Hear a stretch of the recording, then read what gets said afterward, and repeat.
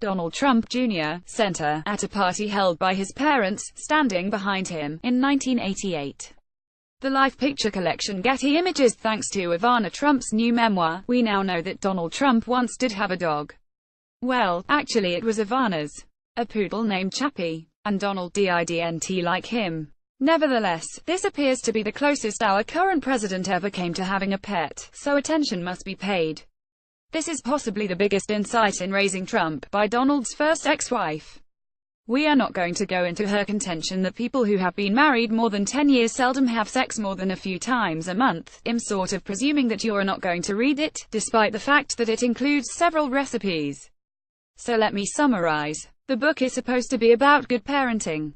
But the most important thing you learn is that we can never say another mean thing about Donald Jr. again. Really, it sounds like the worst childhood ever. His story begins with Dad resisting the idea of naming the baby after him, in case his firstborn turned out to be a loser. As a toddler, Don Jr. broke his leg due to a negligent babysitter. Then one day when Ivana was out of town, he and Eric called hysterically to report they had found their nanny unconscious in the basement.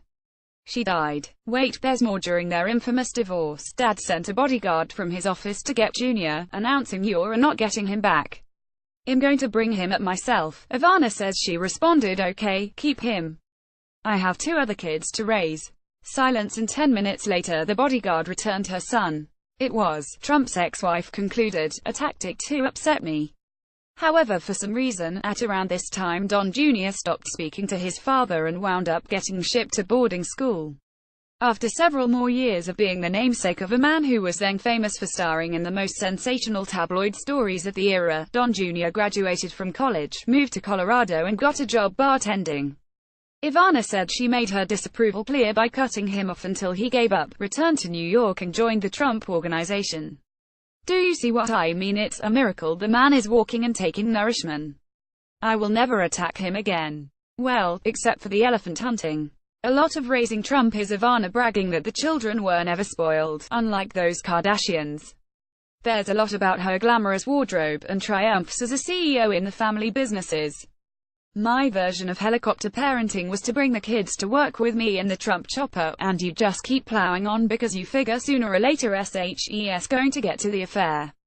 Finally, it's 1989 in Aspen. A young woman comes up to Ivana and says, "I'm Marla and I love your husband." What followed was perhaps the biggest sex scandal in American history. Okay, I'm totally exaggerating. Remember that Whopper in the 19th century with Grover Cleveland's illegitimate child, but the Donald Ivana story was unusual in that at the time, nobody involved in it was all that important. Trump was a celebrity real estate developer, but there were plenty of equally rich and glamorous figures in New York, many of them having adultery issues of their own. The difference was that Trump pushed the story, calling his allies in the media with new tidbits or lines of defense. It was as if Grover Cleveland had press agents trying to make sure his side of the love child scandal was in a headline every day. You will not hear anything about that angle in Ivana's book. In fact, once the affair comes center stage, you hardly hear anything about Donald at all. He seems to be a sort of passive bystander. After the showgirl got pregnant and had a daughter, Donald married her. The villain of the book is Marla freaking Maples, the showgirl who broke up her marriage and produced the New York Post's all-time famous front-page headline, "Best Sex I've Ever Had." If Marla had kidnapped Donald, thrown him in a trunk and driven him off to a shotgun wedding, she could not have been more evil. Ivana's eagerness to gloss over the sins of an ex who now happens to be president of the most powerful nation on the planet is hardly the worst issue of sexism the country has to discuss this week. But it's still a useful reminder that Trump has gotten away with absolutely appalling behavior throughout his life, right down to his yelping locker room talk whenever people bring up that recording of him bragging about grabbing women's private parts. Toward the end of the book, Trump is kind enough to waive the $20,000 fee when Ivana held her third marriage at Mar-a-Lago. The later husbands were pretty terrible, too. One of them had a large, thuggish son who spent one family gathering throttling, oh no, Donald Jr. The happiest person in the family was probably Chappy.